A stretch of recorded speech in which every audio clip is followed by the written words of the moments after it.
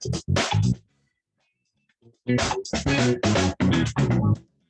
right, guys, what's up? Welcome back to Average Takes. Shenny, what's up, dude? Yo, what is going on, everyone? Welcome back to Average Takes. We're in the stew. I just want to say happy Mother's Day to all the awesome mothers out there. We're recording this on Mother's Day. As you can tell, only two of us tonight. One of the got a Mother's Day plan. Yeah, the other one has to celebrate. So we're here. We're going to feed you our baseball information right off the top. All Padres this episode. Going to dig deep. Our Padres are 19-10. Just finished another series versus the Marlins. Yep. Took the series 3-1. Nice series. Was very upset Saturday night, but hey, we're past it. It's a series W. Can't win them all. Well, let's talk some Padres, Trevor. All right. I'll just put it out there from the start. Jorge Alfaro is that dude. Yeah, to walk it off on Mother's Day in that grand style, brightened my day a lot because I was about to have a terrible weekend all the way around. Padres split the series, but if he doesn't hit that walk-off homer, I would have just been angry. But obviously not the outcome. The inning stayed alive because CJ had a nice single after Profar tries to take third out of nowhere. Yeah, I understand no one's on the bag, but you got to know your situation here. You can't get thrown out at third when you're down by 2 trying to make a play. No, you can't. You can't. You need to stay alive somehow, some way. Yeah, Padres are so lucky that they ended up winning this game because that would have been a base running blunder that would have just ruined this team for a couple of days. I think those are game-changing shit. That would be the play that would be talked about for sure. Yes, that would. Instead, Alfaro gets a pinch hit at bat because CJ keeps the game alive with a nice slap shot single, 2 on. At that point, if Profar does not get thrown out at third, it's a 2-1 game, and Alfaro gets the pinch hit at bat. But in this circumstance, he does get thrown out. 2 on, 2 out. First pitch, Alfaro sees, he just pimps it. 455, Bro, into the Padres pen. That thing went a mile, it felt like. He knew it off the bat. It was a hanger. Right after the pitching coach came out and pumped up his dude, like, you know what to throw here. This is an easy out. Come on, let's go. Riled him up. Alfaro drops dick with one swing. Yeah, I mean, it was a very boring 17 consecutive innings of no runs scored. I really thought we were going to get shut out in back-to-back games. It came down to more than 17 because we only scored 3 runs the Friday night. Yeah. So it was a long time without scoring runs. We were talking about this a little before the pod. Padres only scored 8 runs. Yeah. In this series versus the Marlins. 8 total runs. Take the series. That makes me say one thing. Our starting pitching is lights on right now. Lights out. They know exactly what they're doing. They're going up, throwing consecutive starts of just awesome baseball. Nick Martinez has been someone who I had no idea of before this season. But now Padres are getting healthier, and we don't know what to do with all these arms. What are we going to do with Nick Martinez? I don't know. We got a lot of guys who are healthy or going to be healthy. Mike Klevk came back, pitched against his former team, looked pretty good. So, he threw 95 pitches. So once he got in the latter of his start, he started like losing some spots, location. You're tired at that point. You're not. It was a good outing from him. But it was a great outing, and I don't know. I just think that the Padres starting pitch, they have too much now. And if I'm being dead ass, I think he is the easiest option to be flexible with relief or starter. Yeah, he could be the first guy out of the pen always. Yeah. But, is he comfortable with that? You have to be comfortable in those situations because right now we see like a Denelson Lamet. He's not comfortable in the pen. I don't know what it is, if he's hurt or whatnot, but he's more comfortable in a starting role. Yeah. And you could see it. Like I wanted Lamet to be a lights out guy in the pen, maybe even a closer, but he doesn't get the same feeling coming out of the pen. So I don't know if all of our guys are like that. I don't know. I mean, it's totally different being raised up as a starter to being a relief pitcher. Like it's a totally different mindset. You know, you don't get the long warm up before the game, knowing the lineup, knowing who you're going to face and which order. You just have to be ready. And you could be, you know, I have a friend who's in college who's a relief pitcher, and he talks about how he hates it because it's get ready. Now I'll go back on the bench. Oh, you're about to come in. Get ready. Warm up. Hurry up. Now you're back on the bench. Or, you know, you pitch the night before in the 7th and you got to go back out in the 4th because the pitcher got pulled early, you know, like back-to-back days of pitching. Some guys aren't used to that type of stuff. So that's what scares me a little bit with the depth part. But starting pitching has been absolutely the most consistent all the way around. That's why we're 19-10. Yes.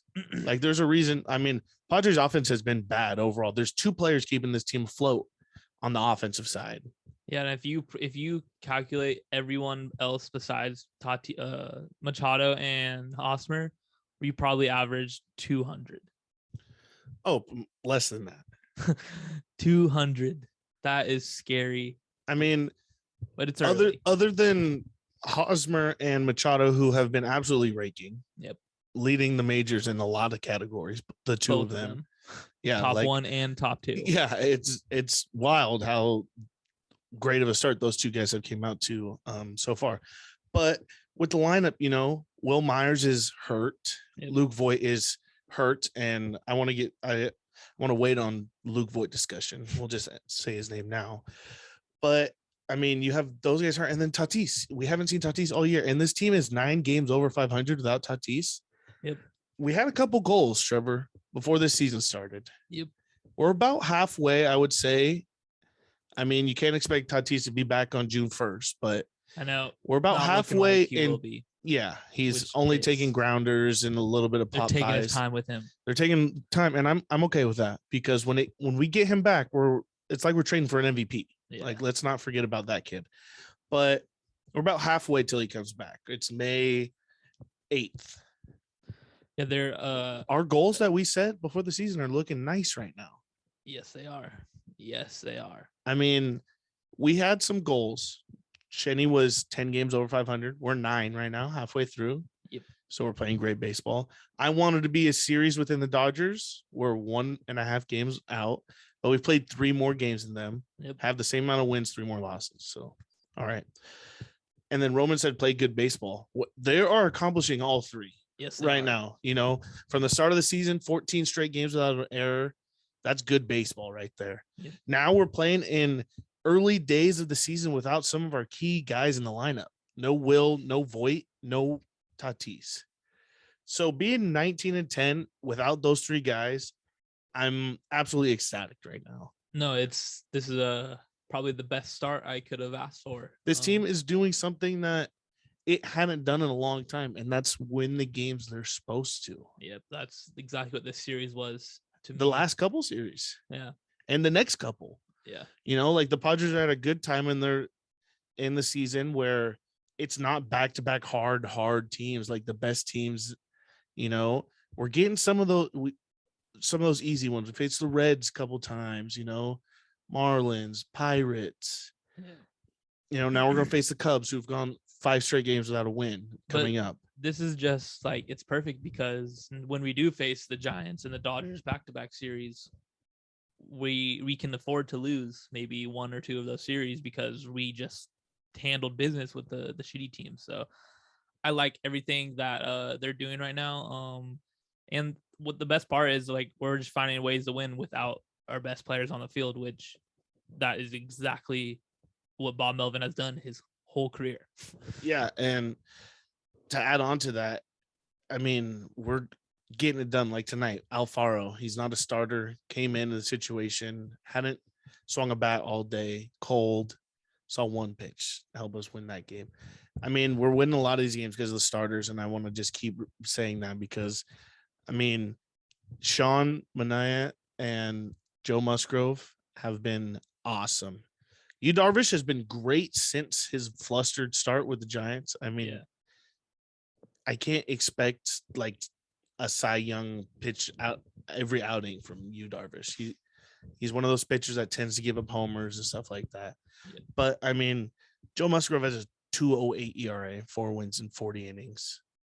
Something about pitching in San Diego for him is He loves his whole it. career. He absolutely loves it. And I mean, I think that's game changer. Players want to play where they're from. Like a lot of guys who have already played a couple years, when they go back into free agency for the first time, they're going back home. Like some guys actually, and well, for him, it's best case scenario because he's going to get a bag from the Padres this offseason. And he's staying in San Diego for the rest of his career. Yes, I hope. They got to pay him a lot of money this offseason. We have it. We're the Dodgers when it comes to money. But I mean, he's leading our team in a lot of things. I know he just started today, but ERA, wins, strikeouts, whip, innings pitched. What I like too is Bob Melvin is letting these guys go deep into games. 7th inning, I see a lot of these starters. Last year, that was unheard of. Jace Tingler had a hook so fast when it hit 6th inning, you're gone. Yeah, like it was almost like he tried to be the Rays. Yeah. Like, oh, we're going to use our bullpen. But I mean, the Padres bullpen is mediocre. I can't repeat that enough. They need bullpen help at the max. But I mean, I know why they're not trading. I mean, I keep saying, no one trades this early. Like, you don't really make trades during this part of the season. You're feeling your team out. You're seeing what the minors are doing. Like, is anyone hot? Anyone that should be on the MLB roster? And the Padres have a couple guys, Castillo's a lefty who we saw in the major leagues a couple years ago. And I feel like we've talked about him for 3 years because he just keeps getting hurt. But he's shoved in the minors so far to start this year. He's come back from an injury, and he's been shoving. He's a lefty reliever. I mean, we still got Pomerantz coming back here soon, Maury Hone, Michael Baez. A lot of these guys who were hurt last year are on their way back to starting, like into the major leagues here soon. I mean, starting pitching is just it's killer. Everyone needs it. It's killer. Speaking of everyone needs it, I saw an article the other day that talked about teams are making some calls on Yu Darvish and Blake Snell. Yeah. Padres have a lot of starting pitchers right now. We haven't even mentioned Mackenzie Gore, who has been absolutely fucking lights out. He starts tomorrow night. Well, today, if you're listening to the podcast or whatever, he's been absolutely lights out. Yeah. And so Padres have a little bit too much pitching. So those teams calling on Blake Snell and Yu Darvish, who would you rather see go? Yu Darvish. Why? $25 million a year. I mean, it depends on what we're talking about because Yu has been more consistent, I would say. Yes. But yes, I would agree. Yu's older. He's $25 million, like you said. Blake Snell's cheaper, younger. They both have like the same amount. I think this year, next year left on their deals. I would like to trade Yu. I'm not going to lie.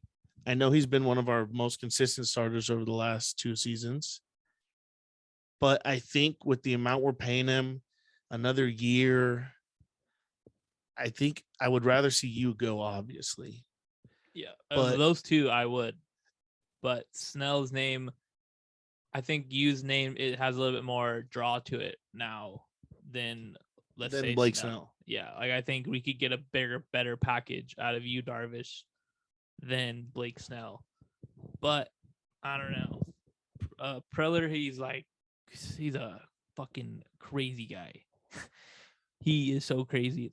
It's so weird, but yeah. And then on the other hand, what would you think we would be trying to get back in this deal? Has to be outfielders, or relievers. I mean, Will's going to be back, but at the same time, he hadn't been hitting when he was here. And Profar is not hitting right now. Batting a 167, probably less than that. I don't know exactly off the top of my head. But he's been awesome in the outfield. I haven't seen anything out there that makes me want to get rid of him other than that he's not a real good hitter. No, he's not.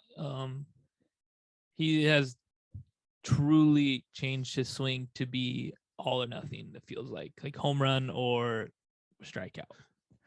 And I think he's trying to step up too much. I don't know. Honestly. I mean, I love the defense. I love his defense. That he's maximum effort out there in left field. Yeah. He's made some great plays, throwing the ball, catching the ball. Like you said earlier, we didn't make an error for the first 14 games. So the guys we have are playing good defense, and like a lot of people, defense doesn't really have numbers. Like you can't look at some of these defensive numbers. Really, I mean, yeah, you can. They do have some numbers behind it. They have defensive runs saved and such, but okay, but that's like a casual fan. Like that's someone who knows like more baseball in more than it's not casual just fans will just look on MLB TV and see, oh, he's hitting this, he must suck. But yes, when in reality, he's good at the other half of the sport. Yes, I mean, there's definitely more than just hitting in this sport. Defense is huge. I mean, defense wins championships in almost every sport. Yep. So that's a big part of. Speaking of defense, shortstop right now we got Hassan Kim, CJ Abrams. We've been batting Kim at the 2-hole lately. I don't really like it. I think you should keep him 7, 8, 9. That's where he belongs. Yeah, I think he's more comfortable in that. You see a lot more fastballs when you're 7, 8, 9. Like people think that's like you're in the bigs. Some of these guys are the cockiest dudes in the world. They think their shit don't stink. They're gonna throw you a fastball. That's just how some of these pitchers are. So you move them down the order, you're gonna see a lot more fastballs, a little less off speed. You move them up, you're gonna see more off speed, a little less fastballs. Yeah, it's a hard game. I think it would be better. Navigate. I mean, I think it's obviously better for him to be in the later part of the lineup. But if you're saying that you're going to see a lot more junk in the beginning, maybe he likes that, the little off-speed stuff, change ups more. I mean, for him, he just can't change what he's doing. Like you're hitting 2-hole, you can't change. But the other team, they change how to attack you. Oh yeah. And he has there is a hole sometimes in his swing because in Korea their pitches drop up and down, and here they're east side and west. to side. Yeah. So it's a whole different for just vision wise, the ball looks different to him. That's why he's been struggling hitting wise, but he stepped it up. He's I'll take him right now because he's in like 240. He's batting 211, 3 homers, 11 RBIs, 1 stolen base, 748 on base plus slugging. It's all right. I mean, it's not that good, but it's a defensive shortstop. We'll take that. CJ Abrams is off to a 182, 1 homer, 4 RBIs, 1 stolen base, and a 543 on base plus slugging. I won't take that. Yeah, but I love CJ though. I love CJ, and it's a huge jump that they put him through because of the Tatis injury. I know, I understand. It's a huge, huge jump. Yeah. And when Tatis comes back, I think that moves CJ back down. I don't know. I would like to keep him up for outfield depth, honestly. And he can really just take a year to learn of all these dudes. I know you really won't see the improvement until he's actually doing it every day out there, but I think the year in the big leagues will be better for him overall than going to AAA and kind of like gaining more confidence. Yeah. But that's how I would look at things. I understand it. Speaking of outfield depth, where are your feelings on Matt Beatty? He's all right. That's it. All right. All right. He's average. He's been really, really bad to start the year. He has been very bad. But the last couple of games, I'm pretty sure he's getting hits at least. And 37 at bats. He has like 2 hits, huh? He has a 108 average. Yeah. 1 RBI. Yeah. 4 hits on the year. I can't take that. I know his opportunities haven't been there. It's slim pickings for a fourth outfielder. Yeah. But I don't know. I don't see it. He doesn't look like he's comfortable up there. I don't know. We're having a problem right now with our bats. No one really feels comfortable except two guys, Manny and Haas. And then Cronenworth has regressed immensely. He's batting a 208 to start the year. yeah, I know. Weird, huh? I mean, I guess there is a lot of pressure on him because they're putting him in these situations where he has to. I mean, I think he's telling himself he has to get on for. I really don't like his when he foul pitches off, when he does that, like he looks like he's like stepping open. I hate that. I think that just, it's like a little thing that annoys me so much. I'm like, why does he keep moving? Just stay there, hit the ball. He's always fouling pitches off like that. And I don't know. We've seen him on fire before. So hopefully we can get that We're back. still only 29 games into the year. So, I mean, you can't look too deep at the numbers, but this is a good sample size. It's 29 games is a good sample size to see. That's like good enough to tell if you're in a slump or not. Yeah. And something's got to change. They got to break that because we thought we would be getting more offense at home. That doesn't seem like it. We only scored 8 runs over the last series. I need them to stomp out the Cubs. Yeah. This next series. Yes. I mentioned Luke Voigt's name a little earlier. Yes. I want to bring it back up. Go ahead. Our boy Luke Voight, traded for him before the season during spring training. I was super excited. Yep. We were getting the 2020. I know it was a shortened season, but he led the league in homers. He's been very good at his time in New York. Blossomed from the Cardinals, as some would say. Yeah, I've heard a lot of, or actually the only things I've heard about Luke Voight is, wow, this guy hits the ball so well. He's a great hitter. Great hitter. And in 42 at-bats, Luke Voight has a 143, 0 homers, 5 RBIs, 1 stolen base, and has a 482 on base plus slugging. And most of that is just an on-base percentage. Yeah, that's bad. That is for you, that those of you that don't know, that's not a great hitter. And he's been in the minors for a little bit. Yep. Just a little rehab start. His last 9 at-bats and on our AAA team, he struck out 9 times, Trevor. Is that good? No. I'm getting a little concerned.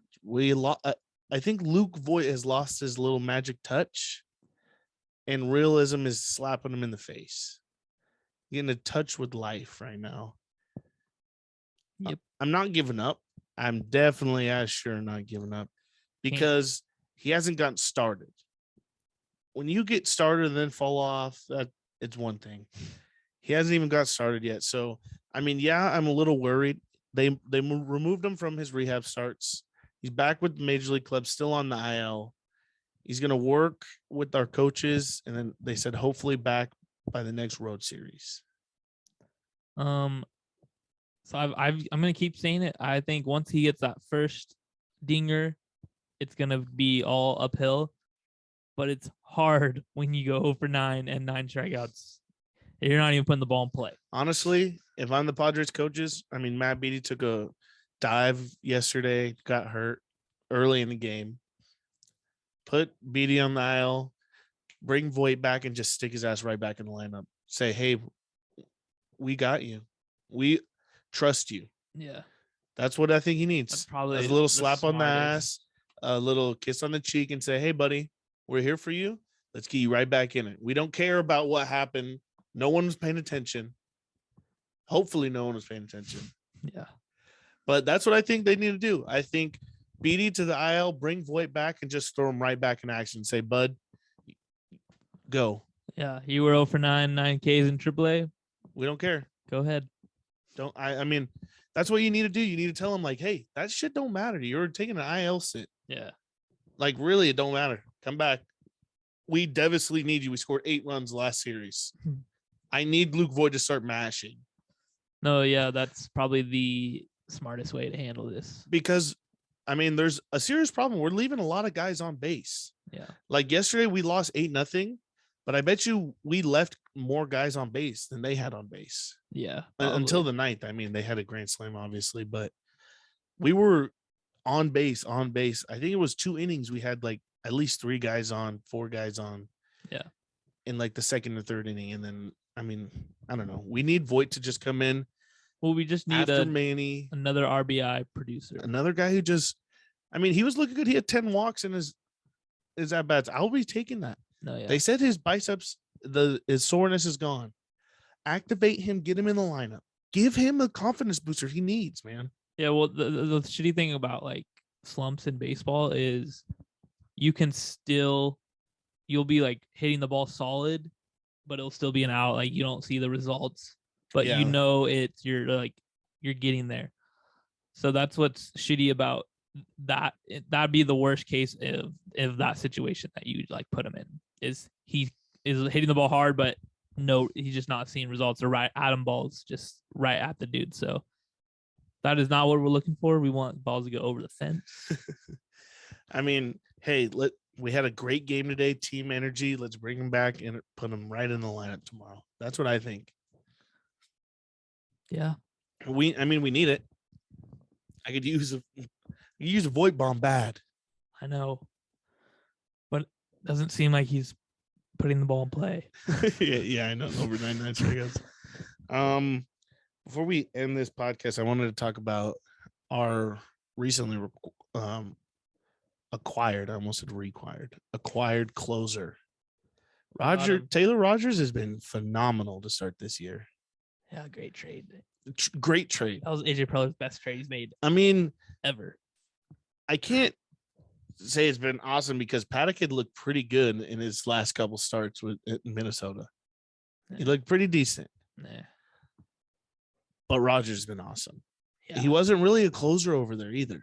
Like he one season. Only one? 2020 season closer. Last year he was hurt. Oh. He's pretty fucking good. He's pretty good in those situations. And what is it about the Padres where we always have a great closer? Like we're luckily. I was scared this season going in. Yes. And then game 1, that shit scared the shit out of me. I'm telling you, that was like a negative, and we're gonna end up on a high note. Yeah, I mean, that would be such a storyline because then we clip that edit a nice little edit together, nice little sad song in the beginning, and then you saying that, "Hello, darkness, my old friend." Yeah, and then you go, watch, it's about to be a movie. Start on the bottom, or go way to the top, and then it's clip champagne bottles. Anything else you want to reach on before we get out of here? I mean, hey, Padres have been looking freaking awesome. We touched Mackenzie Gore, touched on a lot of topics. I mean, swag chain's back. Oh yeah. Give it a spin. Swag chain's back. Oh. You know, all I want to say is I'm hyped. I'm glad swag chain's back. But I want it to be in these little forms. Yeah. These little Polaroids. Yeah, I think that's a sick way. I don't need it on the field and all like this. I bought this for the studio, but this is too much. Yeah. Like everyone having like that. I think that all of it was just too much. It was a dumb thing that went on last year. A lot of teams brought shit back after that. Yeah. The Padres introduced the swag chain. Toronto has the home run jacket. Like Colorado has a chain that looks as fake as this one. They have a fake chain like that. I mean, a lot of teams have some stuff. Oh, I saw the Angels had a cowboy hat. Yeah. I don't know if they do that every time, but I don't know. I'm glad the swag chain's back, but I want to keep it low key back. No, I love the Polaroids. I think I need the Polaroids all year. Yeah. The Padres posting these little Polaroid clips and the sick poses. I need that all year. Yes. I need the sick Polaroid. Joe, if you ever see this clip, I need the Polaroid pictures all year long. Yes. All the way to Ring City, baby. Oh, yeah. See you at the parade. All right, guys. Nothing wrong with being average. Make sure you like, comment, subscribe. Everything, TikTok, Twitter, Instagram, I mean, we're gonna be doing some giveaways here soon. A lot of baseball stuff, more bids, just all the above, baby. Shenny, glad to see you. Everybody, we out. See you next time. Love you guys.